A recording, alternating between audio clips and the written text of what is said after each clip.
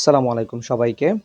স্বাগত জানাচ্ছি আজকের নতুন ভিডিওতে। আজকের এই ভিডিওতে আমি মূলত আমার নিজের জিকেএস জার্নি নিয়ে আলোচনা করব।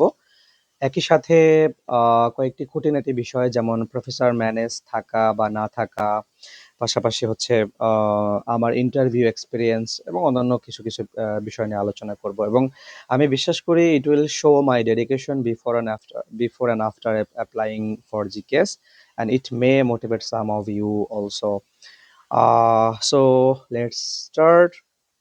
আমি শুরুতেই বলতে চাই আমি যখন ফাইনাল ইয়ারে ছিলাম বা তার আগে থেকে আমি গুগলে প্রচুর স্কলারশিপ রিলেটেড সার্চ করতাম। এইজন্য প্রচুর সাজেশন আসতো। যদি কখনো কোনো individual university scholarship notification, suppose অমুক university application going on, apply now, Turkish universities, Scotland university, ফ্রান্সের ইউনিভার্সিটিজ অমুক এরকম। অর্থাৎ যেমনটা হয় আরকি, আমরা যে বিষয়টা নিয়ে গুগলে বা অন্য জায়গায় বেশি ফেসবুক বা অন্য সোশ্যাল মিডিয়ায় বেশি সার্চ করি, সেই বিষয়ে সাজেশন আছে। ঠিক তেমনি আমার ক্ষেত্রে এমনটা ঘটতো যে আমি প্রচুর স্কলারশিপ রিলেটেড সার্চ করতাম গুগলে। সো গুগল থেকে প্রচুর নোটিফিকেশন আসতো। ঠিক এমন একদিন ছিল, এটা ছিল ২২শে মার্চ ২০২৫, অর্থাৎ এবছরের ২২শে মার্চ। আমি তখন ঢাকায় আমার ভাইয়ের বাসায় অবস্থান করছি এবং সময়টা বিকেলের দিকে, প্রায় ৪টা ৪:৩০টার দিকে। হঠাৎ করে এরকম আমার ফোনে নোটিফিকেশন আসে। ক্লিক করলাম, ক্লিক করে ঢুকলাম যে GKS application is going on, apply now, like something like that. আমি তখনও জানি না জিকেএস কি, বা আমি তখনই ১ম জানলাম জিকেএস সম্পর্কে। এরপরে জিকেএস এ ক্লিক করলাম। ক্লিক করার পরে ওখানের ব্রিফ ডেসক্রিপশন দেখলাম যে কিভাবে কি এপ্লাই করতে হবে, কারা এপ্লাই করতে পারবে, রিকোয়ারমেন্টস কি আছে। আইএলটিএস, বিশেষ করে আমি খেয়াল করেছিলাম যে আইএলটিএস টা প্রয়োজন আছে কিনা। কেননা আমার আইএলটিএস তখনও ছিল না। সো যখন দেখলাম যে না, আইএলটিএস আরও এপ্লাই করা যায়, অ্যাপ্লিকেশন ফি নেই, তখন আমি ইন্টারেস্ট শো করলাম যে আমি এপ্লাই করব। বাট এটা ছিল রমজান মাস, রমজানের শেষের দিকে, এবং ওদিনকেই আমার হচ্ছে আমি আমার ভাবি এবং ভাইজিকে নিয়ে ঢাকা থেকে বরিশালে আসার কথা। ঠিক তেমনটাই হলো। সো বাট আমি প্রিপেয়ার্ড ছিলাম। আমি যেহেতু বিকালে ইনফোগুলো দেখতে পাই, আমি রাতে লঞ্চে আসতেছিলাম ঢাকা থেকে বরিশালে। সো লঞ্চে যখন কেবিনে ছিলাম তখন আমি পুরো সারা রাত জুড়ে এটা নিয়ে স্টাডি করি। আমার কি কি ডকুমেন্টস লাগবে, ডকুমেন্টসগুলো কোথা থেকে কালেক্ট করতে হবে, কিভাবে ওটাকে অ্যাটাস্টেড বা নোটারাইজ করাতে হবে, আমার অ্যাপ্লাই করার জন্য কি কি লাগবে, অ্যাপ্লিকেশন ফর্ম, অ্যাপ্লিকেশন গাইডলাইন সবকিছু আমি দেখি।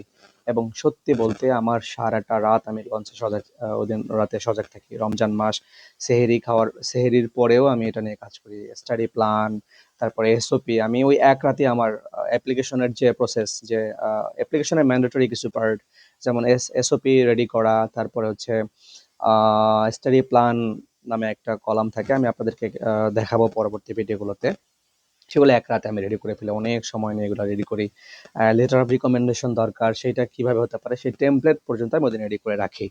তো এরপরে হচ্ছে যখন দেখলাম যে আমার ডকুমেন্টস কি কি লাগবে, এবং ডকুমেন্টসের একটা বড় গুরুত্বপূর্ণ অংশ হচ্ছে আমার ব্যাচেলরের ট্রান্সক্রিপ্ট এবং সার্টিফিকেট তোলা। সো আমি ২২ তারিখ রাতে ঢাকা থেকে রওনা দেই। আমি ২৩ তারিখ সকালে বরিশালে পৌঁছাই, এবং বরিশালে পৌঁছানোর পর রমজান মাস, লঞ্চে সেহরি, সারা রাত সজাগ। আমি বাসায় গিয়ে মাত্র ৩ ঘন্টা রেস্ট করে আবার ১টার দিকে, আমি বরিশাল থেকে ১টার দিকে আবার ঢাকার উদ্দেশ্যে রওনা দেই। ২৩ তারিখের কথা বলছি। আমি ২৩ তারিখ সকালে বরিশাল, দুপুরে রওনা দিয়ে প্রায় সন্ধ্যার দিকে ঢাকায় পৌঁছাই, এবং ২৩ তারিখ সন্ধ্যায় আবার ঢাকা থেকে ট্রেনে করে ময়মনসিংহে পৌঁছাই। আমি ২৩ তারিখ রাত্রে আবার ময়মনসিংহে চলে যাই। ২৪ তারিখ আমি বাকৃবি ক্যাম্পাসে যাই। ফরচুনেটলি ২৪ তারিখে ছিল রোজার ঈদের আগে সর্বশেষ ভার্সিটি ডে। এটাই হচ্ছে, আই ওয়াজ ফরচুনেট এনাফ, তার ফার্স্ট এক্সাম্পল দ্যাট, যে আমি যথাসময়ে আমি ক্যাম্পাসে গিয়েছিলাম। আদারওয়াইজ আমি আমার সার্টিফিকেট, ট্রান্সক্রিপ্ট কিছুই তুলতে পারতাম না, এবং আমি অ্যাপ্লাই করতে পারতাম না। এরপর হচ্ছে ২৪ তারিখে আমি বাকৃবি থেকে আমার সার্টিফিকেট তোলা, তার জন্য আবার কত এই ব্যাংকে যাও, এখানে যাও, অ্যাপ্লিকেশন করো, সেই ঝামেলা, ওগুলো সলভ করে ওগুলো তুলে, শুধু সেটাই না, পাশাপাশি অ্যাটেস্টেড করানো। কারণ আ একটা ব্যাপার আমি বলে রাখি, বর্তমানে আসলে বাংলাদেশের এটা খুব ভালো একটা আ হয়েছে যারা বিদেশগামী স্টুডেন্ট তাদের জন্য, যে আপনি সকল প্রকার ডকুমেন্টস আপনি অনলাইনে অ্যাটেস্টেড করাতে পারবেন। বাট ওই সময় আমার টার্গেট ছিল আমি অফলাইনে অ্যাটেস্টেড করে আসবো, যেহেতু ক্যাম্পাসেই আছি। আর অফলাইনে করালে সময়ও লাগে না। সো আমি প্রত্যেকটা ডকুমেন্টসের আমি ৩ সেট করে ফটোকপি করি এবং একই দিনে ভার্সিটির যে অ্যাটেস্টেশন করাতে গেলে ভার্সিটি থেকে ২ টা সাইন লাগে। একটা হচ্ছে এডিশনাল মেবি রেজিস্ট্রার এবং এডিশনাল এক্সামিনেশন কন্ট্রোলার, তার হয়তো সাইন লাগে, ২ টা সাইন লাগে। আমি সেগুলো ম্যানেজ করে ২৪ তারিখ, যেহেতু এটা অফলাইনে করেছিলাম, চাইলে অনলাইনে করলে এগুলো অনলাইনে এখন অ্যাভেলেবেল করা যায়, আর ক্যাম্পাসে যাওয়ার প্রয়োজন হয় না। আমি এটা ২৪ তারিখ বাকৃবিতে ছিলাম। ২৪ তারিখ বাকৃবিতে এই ডকুমেন্টস গুলো রেডি করে, এবং ওই দিন কি যেহেতু সময় ছিল আমার কাছে বিকালটা, তাই আমি বিকালে একজন আমার এক ফ্রেন্ডের মাধ্যমে একজন আইনজীবীকে কাইন্ড অফ বসিয়ে রেখে, যে আপনি থাকেন আমি আসতেছি, আমি তার কাছ থেকে নোটারাইজড করাই। যদিও আমাকে অনেক বেশি টাকা তাকে দিতে হয়েছিল, কারণ সে আমার জন্য প্রায় ১-১.৫ ঘন্টা অপেক্ষা করেছিল, তাই একটু বেশিও দিয়েছিলাম বটে। আমি ২৪ তারিখ আমার বাকৃবি থেকে ডকুমেন্টসের কাজ শেষ করে আমি ২৫ তারিখ ঢাকা চলে আসি। ২৫, ২৬, ২৭ আমি ঢাকায় সবগুলো কাজ করি। কি কাজ ছিল? যেমন অনলাইনে যেগুলো আ অ্যাটেস্টেশনের জন্য আমি সাবমিট করেছিলাম, যেমন আমার এনআইডি, বা তারপরে হচ্ছে আদার্স পাসপোর্ট, বা যে ডকুমেন্ট বার্থ সার্টিফিকেট, এগুলো আমি অ্যাটেস্টেশনের জন্য অনলাইনে এপ্লাই করে থাকি। পাশাপাশি যেহেতু আমি আমার ব্যাচেলরের ট্রান্সক্রিপ্ট এবং সার্টিফিকেট অফলাইনে করেছিলাম, যে অফলাইনের ভার্সিটি পার্ট কমপ্লিট করেছিলাম, এরপর আরো ২ টা পার্ট বাকি ছিল। একটা ছিল এডুকেশন মিনিস্ট্রি এবং ফরেন মিনিস্ট্রি থেকে সাইন নেওয়া। বাই দ্য ওয়ে, এগুলো এখন সবই অনলাইনে পাওয়া যায়, এবং অফলাইনে তারা করতেও চায় না, অনলাইনেই করে। আর আমি যেমনটা বলেছিলাম যে এটা কিন্তু রমজানের সময় প্রায় ২৬-২৭ রমজানের দিকে। তো আমি তখন ঢাকা বিশ্ববিদ্যালয়ের ২১ হলে থাকি। ইউটিউবে সার্চ করলাম যে কিভাবে শিক্ষা মন্ত্রণালয় থেকে, পররাষ্ট্র মন্ত্রণালয় থেকে সত্যায়িত করতে হয়। তো আমি যে ভিডিওগুলো দেখছিলাম, তারা সবাই প্রায় বলতেছিল যে আপনাকে আর্লি মর্নিং এ যেতে হবে, অনেক ভিড় থাকে, তাই লেট করবেন না, তাড়াতাড়ি সম্ভব চলে যান। আমি ঠিক তাই করলাম। রমজান মাস, ২১ হলে সেহরি করলাম প্রায় ৩টা ৩:৩০টার দিকে। এরপরে ঘুমিয়েছিলাম কিনা জানি না ২-৩ ঘন্টা। এরপর আবার ৭টা ৭:৩০টায় উঠে সেই মিনিস্ট্রিতে চলে যাই, যেখানে এডুকেশন মিনিস্ট্রিতে যেখানে সাইন করে। কিন্তু গিয়ে দেখি আমি একমাত্র বান্দা যে ১ম এসেছি। প্রায় ৭:৩০টায় পৌঁছে যাই আমি। ৭:৩০ থেকে প্রায় ৯:৩০ পর্যন্ত ওখানে দাঁড়িয়েই থাকি। ভেবেছিলাম আ তাড়াতাড়ি গিয়ে তাড়াতাড়ি চলে আসবো, বা এমন কিছু একটা, যাতে লাইনের পেছনে দাঁড়াতে হয়। তো সেখানেও আবার লাইন শুরু হলো। ভিতরে ফর্মালিটি শেষ করতে, করতে প্রায় 10:30 11টা। এরপরে সেখান থেকে সাইন নিয়ে তারপরে আবার ফরেন মিনিস্ট্রিতে যাই। সেখানে কাজ শেষ করে আমি ডকুমেন্টস রেডি করি। বাট এটা এখন অনলাইনেই করা যায়। আমি ৩ সেট করে করেছিলাম। যাই হোক, এটা ছিল আমার ডকুমেন্টস প্রিপারেশন। আ এটা খুবই আসলে টাফ ছিল। রোজা রেখে সেহরি করে, না ঘুমিয়ে বা কম ঘুমিয়ে আবার সেই লাইনে থেকে এই কাজগুলো করানো। এরপরে বাই দ্য ওয়ে, এখানে একটা বিষয় বলতে চাই যে অ্যাপ্লিকেশন ফর্মে বলা ছিল, "this documents should be uh uh either attested uh or consular attestation." I mean uh এটাকে কি বলে? হ্যাঁ, কনসুলার অ্যাটেস্টেশন বলে। একটা হচ্ছে মিনিস্ট্রি থেকে অ্যাটেস্টেশন, আর একটা কনসুলার অ্যাটেস্টেশন। মাঝখানে শব্দটা ছিল অর, যে either attested or consular attestation. So আমি ভেবেছিলাম যে আমার এই মিনিস্ট্রি থেকেও এটা অ্যাটেস্টেড করাতে হবে, পাশাপাশি কোরিয়ান এম্বাসি থেকে অ্যাটেস্টেড করাতে হবে। এবং হ্যাঁ, কোরিয়ান এম্বাসি থেকে অ্যাটেস্টেড করানো লাগতো। মজার ব্যাপার হচ্ছে, ৩১শে মার্চ ২০২৫ থেকে, আমি যদি ভুল না করে থাকি, তাহলে ৩১শে মার্চ ২০২৫ থেকে একটা ইন্টারন্যাশনাল অ্যাক্ট আছে, ইন্টারন্যাশনাল অ্যাটেস্টেশন অ্যাক্ট সম্ভবত। এই অ্যাক্টের আওতায় বাংলাদেশ আসে। অর্থাৎ ৩১শে মার্চ ২০২৫ থেকে যদি আমরা মিনিস্ট্রি থেকে, অর্থাৎ আমাদের গভর্নমেন্ট থেকে যদি অ্যাটেস্টেশন করাই, তাহলে আলাদাভাবে কনসুলার, অর্থাৎ কোরিয়ান এম্বাসি বা আদার্স এম্বাসি থেকে আর অ্যাটেস্টেশন করানোর প্রয়োজন হতো না। বাট এটা আমি তখনও জানতাম না। এটা পরবর্তীতে আমি জানতে পারি। তো আমি ভেবেছি যে মিনিস্ট্রি থেকেও অ্যাটেস্টেশন করাতে হবে, পাশাপাশি আবার পরবর্তীতে কোরিয়ান এম্বাসি থেকেও অ্যাটেস্টেড করাতে হবে। এটা আমি বলছি ২৮ তারিখের কথা। আমি ২৮ তারিখ সকালে আবার সেই কোরিয়ান এম্বাসিতে সকল ডকুমেন্টস গুলো নিয়ে যাই, এবং সেখানে গিয়ে দেখা হয় আমার বন্ধু, ভার্সিটির ব্যাচমেট সাইফুলের সাথে। ও অলরেডি অ্যাপ্লাই করে ফেলেছে, ওর একটা ডকুমেন্ট বাকি ছিল, সেই ডকুমেন্টসটা নিতে ও এসেছিল এম্বাসিতে, বাট আমি এখনো অ্যাপ্লিকেশনই করিনি। এরপর ওর সাথে কথা বলতে বলতে জানলাম যে আমার আরো কিছু ডকুমেন্টস লাগবে, যেমন ফ্যামিলি রিলেশন সার্টিফিকেট লাগবে। আমি ভেবেছিলাম যে বার্থ সার্টিফিকেটটাই হয়তো ফ্যামিলি রিলেশন সার্টিফিকেট, বাট এটা না, ফ্যামিলি রিলেশন সার্টিফিকেট আলাদাভাবে পাঠাতে হবে, সেটা সাইফুল বলেছিল।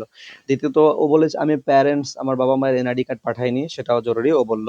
আর সবচেয়ে গুরুত্বপূর্ণ বলল যে ওরা professional, south Korea professional certificate accept করে না, মেইন সার্টিফিকেট লাগবে। কিন্তু আমার মেইন সার্টিফিকেট তখন উত্তোলন করা ছিল না, আমি প্রফেশনাল সার্টিফিকেট পাঠাতে যাচ্ছিলাম। এটা ছিল প্রথম শক, যে ওর সাথে দেখা হওয়ার সাথে সাথেই শক খেলাম যে আমার ডকুমেন্টসে রেডি না।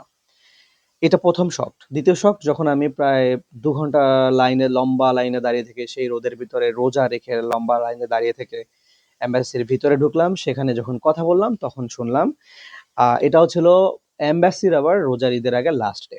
আমি ভেবেছিলাম যে সকালে যখন যাবো জাস্ট দুমদাম সিল মেরে দিয়ে দিবে, কিন্তু তারা বলল এটা আমাকে দিবে 16ই এপ্রিল। মানে আমি ওখানে গেলাম 28শে মার্চ এবং আমাকে বলল 16ই এপ্রিল জমা দিতে। এরপরে আমি আর ডকুমেন্টস ওখানে জমা না দিয়ে চলে আসি, যে না তাহলে অ্যাটেস্টেড করার দরকার নেই। এরপর বাইরে বেরিয়ে এসে সাইফুলের সাথে আবার যোগাযোগ হলো। এই সাইফুল আমাকে বলল যে তুই যে অবস্থা আছে সে অবস্থায় পাঠাই দে, তাদেরকে পরে বল, তারা তোর কাছে আবার চাইতে পারে। আমি ঠিক সেটাই করলাম। ওর কথা আমি অনেক বেশি মোটিভেট হলাম যে যা, যেহেতু কষ্ট করেছি ততক্ষণে আমার প্রায় 5-6 হাজার টাকা খরচ হয়ে গেছে।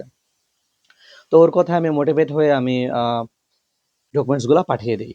যে এটা এই জন্য আমি ওর প্রতি অনেক অনেক বেশি কৃতজ্ঞ, কারণ ঠিক 100% ওর কথা আমি মোটিভেট হয়েছিলাম যে ঠিক আছে, যে অবস্থা সে অবস্থায় পাঠিয়ে দিই, এবং সেটাই করেছিলাম। তো এরপরে এটা ছিল 28 তারিখের কথা। 28 তারিখ হয়তো ততক্ষণে দুপুর 12টা 1টা বেজে গেছে। আমি কেবল ডকুমেন্টস গুলো নিয়ে মেন্টালি ডিসাইড হলাম যে পাঠাবো। বাট 28 তারিখে এসেও আমি জানি না যে অ্যাপ্লিকেশন ডেডলাইন কবে। কেননা কোরিয়ান ওয়েবসাইট গুলো, কোরিয়ান ইউনিভার্সিটির ওয়েবসাইট গুলো কোরিয়ান ভাষায় লেখা থাকে মেইনলি, কনভার্ট করে দেখা অনেক টাফ ছিল। আমি অনেক খোঁজাখুঁজি করেছি, কিন্তু আমি তখনও জানি না যে জিকেএস এর আমার ভার্সিটিতে ডেডলাইন কবে। আমি 28 তারিখ রাতে জানতে পারি যে আমার ভার্সিটির অ্যাপ্লিকেশন ডেডলাইন 31শে মার্চ, কোরিয়ান টাইম 9:30 সকাল, 9:30 বা 9:30 পর্যন্ত ছিল।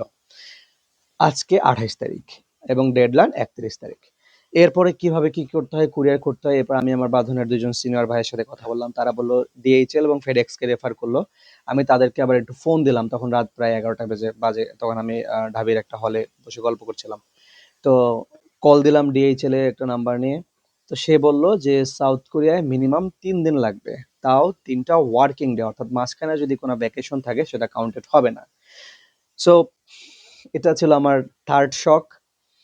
লাইক এত কিছু করলাম, তারপরেও যদি পাঠাতেই না পারি, পাঠাতে পারলাম দেন রিজেক্ট হতে অন্য ব্যাপার, কিন্তু যদি পাঠাতেই না পারি। এরপরে এটা 28 তারিখ রাতের ব্যাপার। 29 তারিখে আমি গেলাম, 29 তারিখ ডিএইচএল এ আমি গেলাম। ডিএইচএল তারা তাদের ওয়েবসাইট দেখে বললো এটা যদি পৌঁছায়ও তাহলে 31 তারিখ এন্ড অফ দ্য ডে পৌঁছাবে, কিন্তু আমার ডেডলাইন ছিল 31 তারিখ আর্লি মর্নিং সকাল 9টা।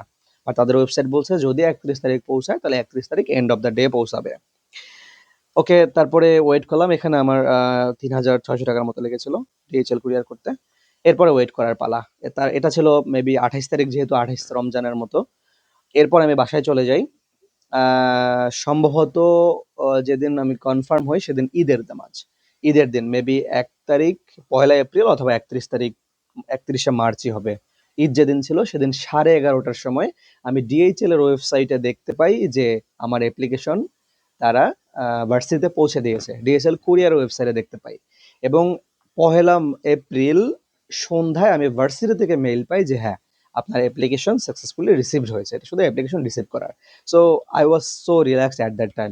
এটা হচ্ছে আমার নিজের অ্যাপ্লিকেশন জার্নির ফার্স্ট পার্ট।